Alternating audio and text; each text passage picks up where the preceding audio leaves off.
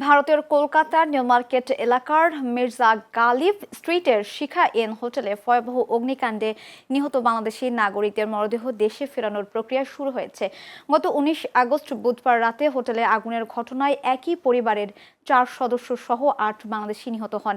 বেনাপোল স্থলবন্দর কর্তৃপক্ষ জানিয়েছে, নিহতদের মধ্যে ৬ জনের মরদেহ শুক্রবার রাতে বেনাপোল পেট্রাপোল স্থলবন্দর দিয়ে বাংলাদেশে প্রবেশ করার কথা রয়েছে।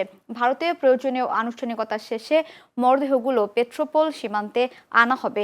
পরে বেনাপোল স্থলবন্দরে কাস্টমস, ইমিগ্রেশন সহ প্রয়োজনীয় আনুষ্ঠানিকতা দ্রুত সম্পন্ন করে স্বজনদের কাছে হস্তান্তরের ব্যবস্থা করা হবে।